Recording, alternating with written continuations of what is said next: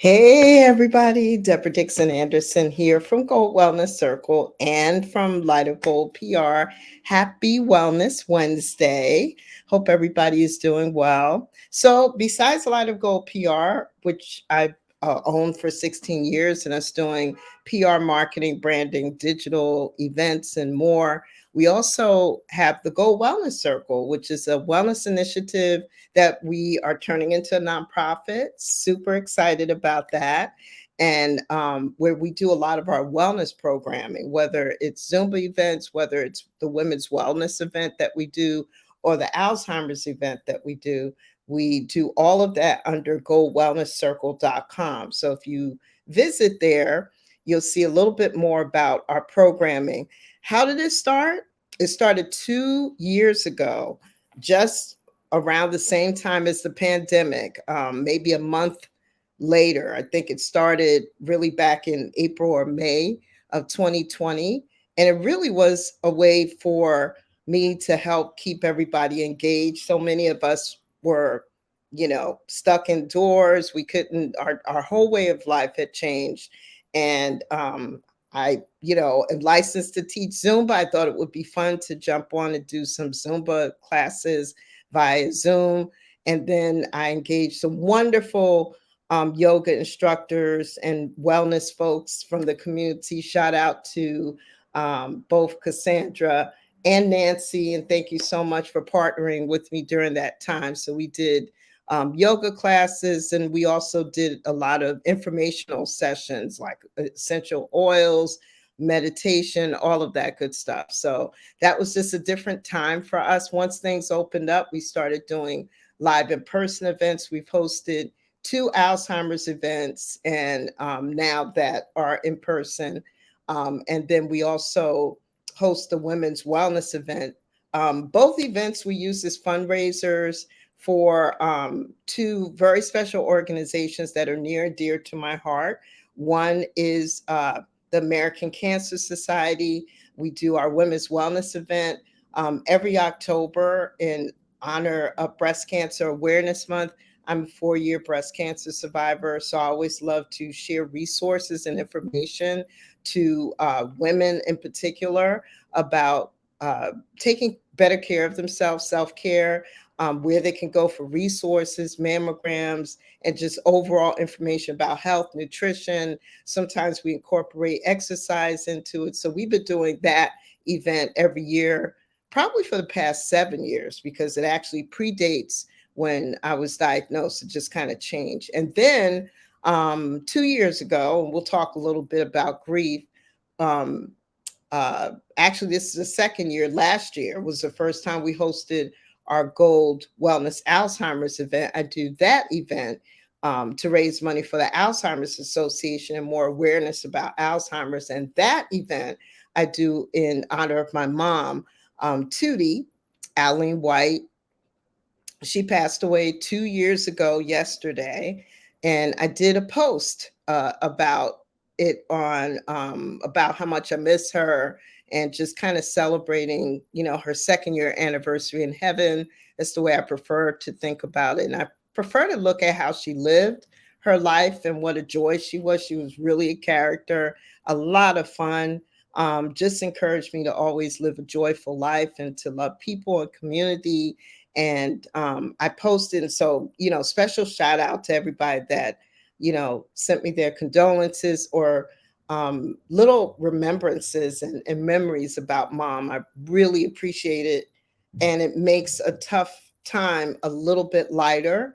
Like to reach out to, family members during this time as we commemorate mom and her life and everything. And so I'll be honest with you, the first year, even last year, it was like super heavy for me with the grief. I actually start grieving this time period about a week in advance.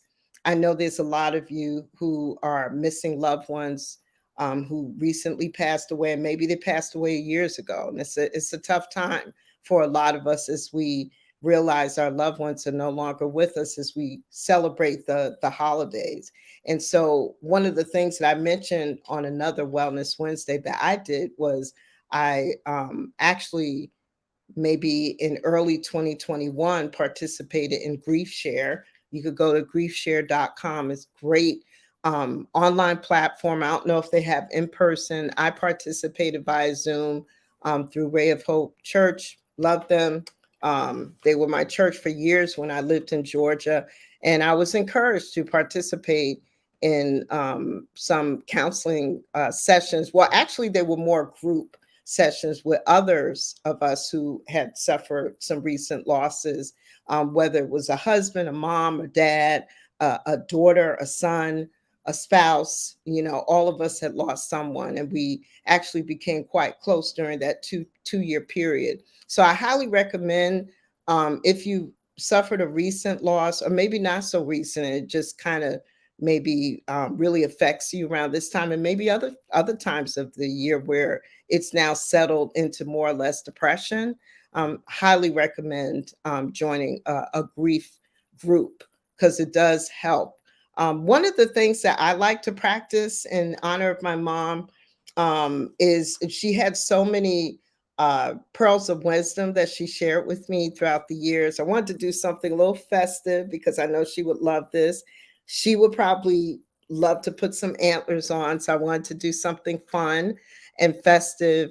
And she would just, mom was just a very joyful person. One of the things she advised me to do many years ago was, she had a saying called change the channel. And I remember, yeah, to keep in mind, when mom passed away, she was 88. And, I'm grateful that I had her that long. But, you never want your loved one to go. Doesn't matter what age they are. They could live to 110, and you still are going to miss them tremendously when they leave, this world. One of the things she talked about was changing the channel, because she was from a generation where there were only, 11 or 13 channels. I kind of remember what they were growing up: 2, 4, 5, 7, 9, 11, 13, maybe the PBS channel. There were not that many.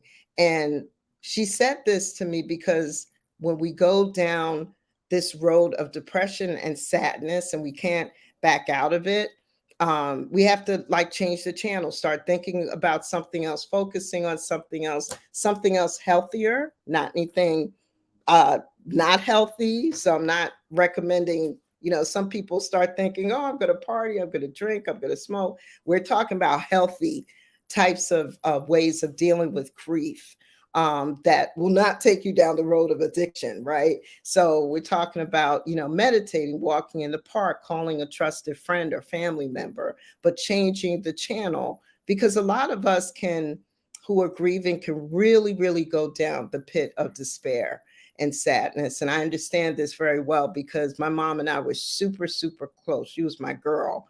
I loved her, adored her, and we had so much in common. We were so much alike. And I felt, when she passed away, that I had so much to do to prepare, take care of all of her business and everything, cleaning out her apartment, all of that busy work. I did all of that after she passed away. But when the dust settled, when all the work was done, and all I could do was sit in my feelings and feel the grief. Um, I do remember days that I did not feel like getting out of bed. Um, Today was one of those days, where I just didn't feel like, getting up, and you could just get swallowed by the grief. And I remember last year I felt like that. And I have to shout out my feisties. You see me streaming my walks with the feisties. We started walking about 2.5 years ago, really in response to COVID. We've been walking every Friday. We'll be walking this Friday. And I remember posting on our chat how sad I was and how much I missed mom. And I literally did not feel like getting out of bed. I physically did not feel like I could get out of bed. And I remember they said, Deb, it's such a wonderful sunny day. It was just one of those days where I felt her loss and the void of her not being here so deeply, that I was just sad. And it was hard for me to come out of that. And I remember posting on the chat, hey, I feel really bad. I just can't get out of bed. And I still remember, I think it was Feisty Rita or Casey, or maybe all of them, Robin, Mia, Stephanie, they posted, Deb, just it's such a sunny day. It was kind of like springtime. It was a beautiful sunny day. I was already bike riding at that time, but not this particular day. And it was a Saturday. It was a beautiful day. They said, Deb, just look out the window, look at the sun. It's such a beautiful day. See if you could go outside and enjoy this day. And Mom and I were both nature people. We love the great outdoors and nature and trees and grass and everything, the great outdoors.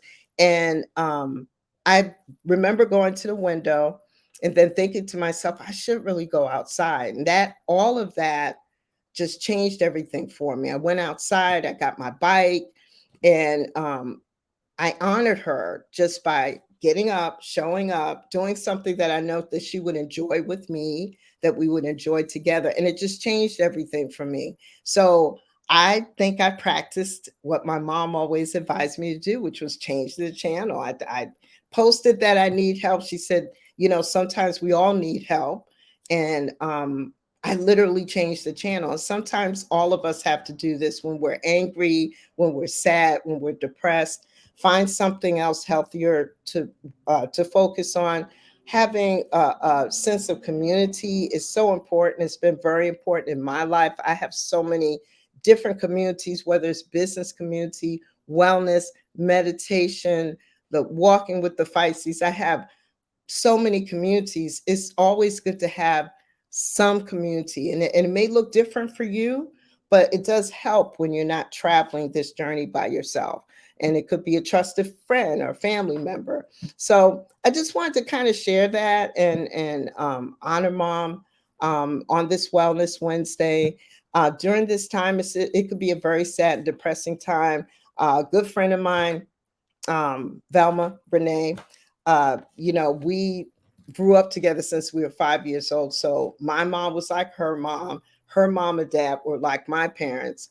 And ironically, they all three of them passed away in December of 2020. So this is a heavy month for us.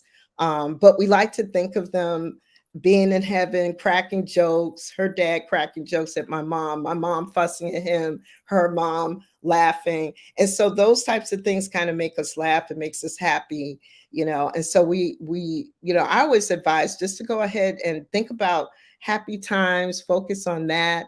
Find a way to honor your loved one. For me, it was the Alzheimer's event and being able to give back and teaching, getting experts to teach about brain health and exercise and yoga, meditation, and encouraging communities, especially women who unfortunately are more prone to get Alzheimer's. That's what Mom ultimately passed away from.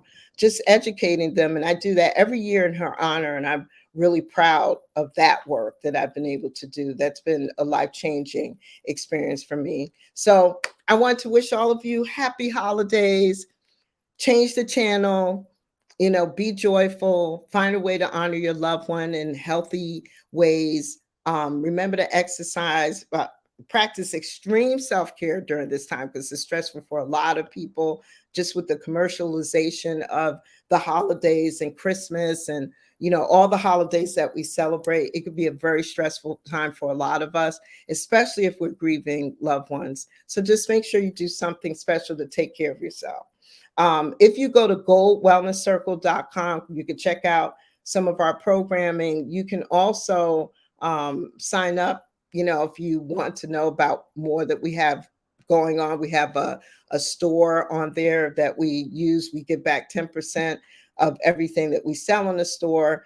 And we always try to give back, at least 40 to 50% of proceeds from all of our events to help raise money and awareness for both the American Cancer Society and the Alzheimer's Association. So please check it out. Thank you so much. Hey, Pierre, Merry Christmas to you. Thank you for looking. Thank you for checking it out. Just wanted to share that. And thank you, everybody. Happy holidays. Take care. I'll see you soon. Bye.